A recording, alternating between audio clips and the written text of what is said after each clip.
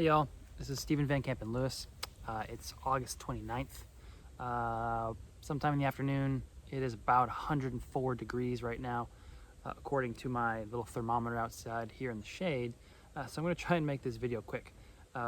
Basically, I want to talk to you guys a little bit about the Cattleya walkeriana and nobiliors that I'm growing, how they're doing this summer, and just do a quick update and show you basically what mine look like and probably what yours should look like as well at this point. So what we're going to do is we're going to walk over to this shade device behind me, and as you can see, the top level right there is full of nobiliors and walkerianas, and the ones below it, these guys here, they're the sort of shade lovers, so we're not going to look too much at them today, but we're going to focus on the, like I said, the walkeriana and nobilior. Before I show you the plants, I want to do a quick recap of how I grow them. These guys are grown in the sort of brightest part of my Cattleya growing area. It looks kind of shady over there right now because of the oak trees, but I'll tell you right now that A, it's still very bright, and B, it's full sun from sunrise until about 2 p.m., which is why I started putting the shade cloth on. And that shade cloth is 40%. So these guys like it really hot, really bright. I grow them in clay pots with a large grade walkeriana bark. It's about that big, and that allows them to dry off really quickly. Basically, I will hit them every single evening with water, and they're dry. They're bone dry by that same time the next day, which is exactly what they want. They want to be watered very regularly during the growing cycle, and then they want to dry off really quickly. So, being here in the heat of Texas in the summertime is so good for them. They absolutely love it, love it, love it, love it. But you don't necessarily need that where you're at. I know folks grow them very well in the sort of chilly temperatures of other parts of the country, where maybe it only gets up to 85 degrees during the day or 90 degrees during the summer. So that's a quick recap of how I grow them. I do want to sort of emphasize the fact that I water them in the evening or in the late afternoon. I know there's a lot of people out there that think that, oh, I shouldn't do that. That is absolutely not true. These guys do a lot of their respiration in the evening, because of what type of plant they are. They're the sort of slow growing CAM or C4 plants. But anyway, that just means that they do a lot of their respiration in the evening to save water. And so having a little extra water around the roots in the evening is good.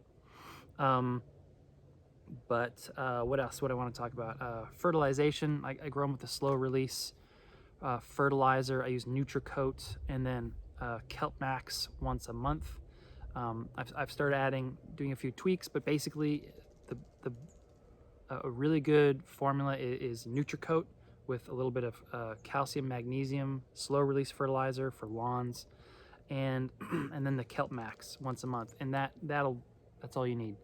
I've started doing a little other fancy things and started experimenting with some other things, but basically the formula is very simple.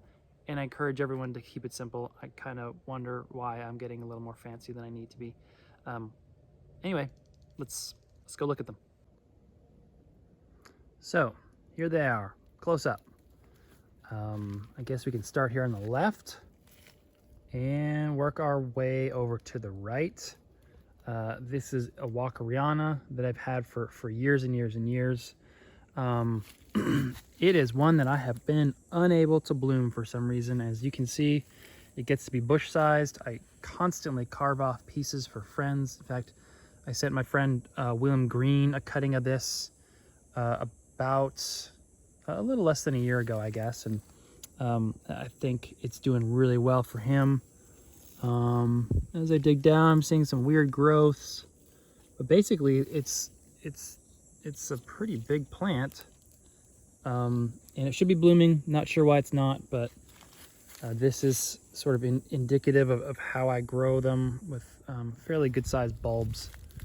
And the regime that I give my walkerianas and nobiliors makes for gigantic plants and gigantic bulbs. This is nobilior. This is just a common tipo variety. As you can see, it's trying to grow its leaves outside the shade cloth, and it manages to do that and still puts on 3 leaves instead of 2. Basically, when you have a plant that puts out 2 leaves when there should be 1, or 3 leaves where there should be 2, it's super happy. You can also see that the new growths are rambling outside this pot. As you can see, I'm touching this one over here. So this pot is the better size of my arm and hand, and it is walking out of the pot.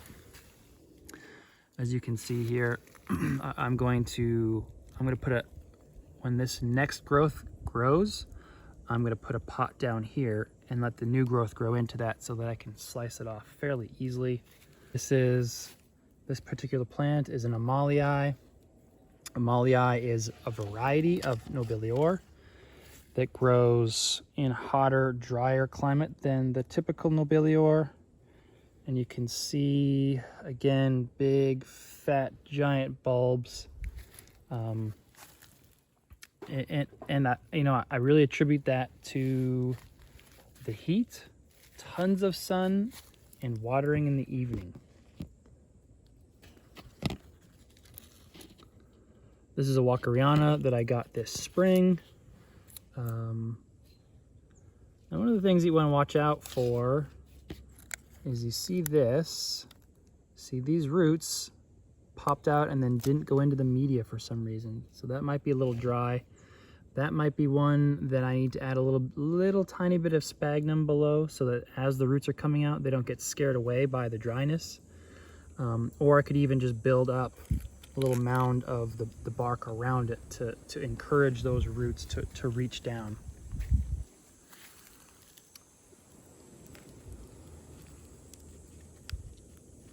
This is actually a nobilior by Ludemaniana cross. I bloomed this one. I got this one this spring at our spring show here in Texas, here in Austin, and had an interesting bloom. It wasn't great. I'm gonna give it another season to get its act together, and then we'll see what it does and if I end up wanting to keep it.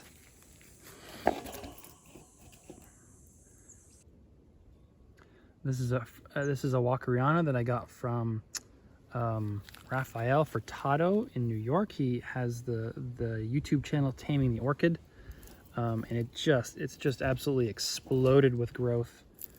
This is a cerulean. This is Edward, which is an awarded clone. This is probably a mare cloned one, but you can see how big and juicy this newest bulb is, and I've attached it to this pole here, and you can see the Nutricoat in there, and I had some purely organic fertilizer, and that is the brand name. And these guys are just loving it. Absolutely love that slow release and the heat. This plant is my friend Chris gave this to me actually, and this is another nobilior cerulean. I haven't seen this one bloom in person, but I know from my friend Chris's photos it's just amazing. It has done really nicely, and let's see if I can zoom in here on some roots. You can see some roots growing down there, growing into the media of this newest growth. And this is a 3-leafed growth. It's brand new, and you can see I need to cut that tie off there. But basically, it's doing really, really nicely, and I'm hoping to see it bloom this spring. I think I got the cutting about a year ago. All right, I've walked around to the other side of the shelving unit, I guess I should call it. And I'm going to show you these particular walkerianas and nobiliors. This is Brazilian Jewel. I also got this this spring, and you can see that the roots are doing really nicely there. Starting to grow in, really take up space in the pot. This is a nobilior alba, and I selfed it this spring as well. The seed pod is still fairly small. It looks like it's taken a pause. I'm really hoping that it's just paused for the moment while things are super hot, and then it'll pick up later. If not, maybe it's not doing well and it'll abort. In any case, I can pollinate it again this spring. You can see a bunch of new roots and growths are coming out here. I got another new growth off this one.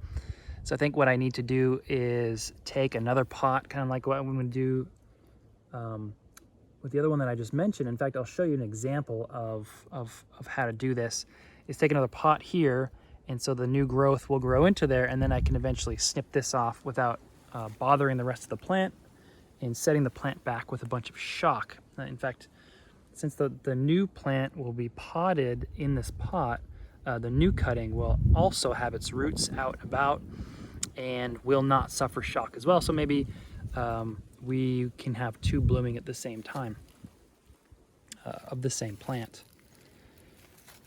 While I'm showing or talking to you a little bit about potting up these guys in a separate pot, this is what I'm talking about here. So you can see this particular new growth was just putting out new roots, and you can see it's absolutely massive, huge new growth. And it was putting out new roots when I put this little pot underneath it. You can see that it's still putting out new roots right in here. And then it put out this particular growth back here, which is still immature. And so that'll put out new roots too. So this spring, I anticipate snipping this here. And that will give me another plant. And this is a cerulean that I got from Francisco Miranda years and years ago, and it sure took its sweet ass time blooming. But boy, I got to see a bloom this spring, and it was absolutely huge. Not the best shape or form, but just a monstrous flower. So I selfed it, as you can see with this seed pod over here, which has similarly sort of paused, and kind of like the alba over there. And it'd be nice if I got even a few seeds out of this one. But again, you can see that these bulbs are just huge, and the leaves are rock hard. I think this one might be a polyploid, just going by the size of the flower, the rock hardness of the leaves. I mean, you know, nobilior has really rock hard leaves to start, but these ones are especially large. The plant is especially large. The flowers are especially large. Maybe it's just super happy, or maybe it's a polyploid. I'm not entirely sure. But yeah, it's doing really nicely. This is a walkeriana Cerulean Blue Titan. I got this as a bonus plant from H&R Orchids about a year ago, I think. So I got it about a year ago in this net pot here, and I just plopped it into this this clay pot here, and all of these new growths outside of it are since it's been my care. You can see that it's really doing pretty well. I expect to see blooms on this one this fall, so that'll be the first time. That'll be its first bloom. So, and then finally I have this one. This is another one that I got this spring. This is Estrella da Colina by Sibling. This is one of the two that I got. This is the rubra. The other one that I got, which is a sibling to this one, is an alba. And I think what I need to do, as you can see, it's already rambled outside of its pot. I need to get this one. I might get another pot here, or maybe even just put it into a larger pot, similar to what I've done with this one. And that's really the way to go. If you can, is just throw them in a larger pot and not mess with the roots. Anytime you mess with the roots with these guys, they're gonna sulk. they're not going to flower for years sometimes. And just take forever to bloom. And even then, sometimes you can still get these weird new growths. I'm not super excited about that growth there. It's kind of small and scraggly, but anyway, it's a new plant and still adjusting. But yeah, I'll show you blooms on these guys hopefully this fall for the walkerianas, and then this spring and into summer for the nobiliors. All right, y'all, and that's my walkeriana and nobilior collection, and sort of some summertime tips and tricks for how to grow these guys and what they should be looking for, what they should be looking like for you. Yeah, I buttoned up the collection behind me, and I do want to mention this guy over here that doesn't need shade cloth is my Cattleya lobata. It's kind of a cool one. This is the first time I've grown this one, and when I grow a plant for the first time, I really like to push the limits of how they grow. And I read that this one grows out in full sun up there next to Sao Paulo on the cliffside. So I figured it likes it bright, and it seems to handle the 104 temperatures and super crazy bright sun even better than the walkerianas and nobiliors. Anyway, that's it. Hope you're having a great weekend. Talk to you later. Bye.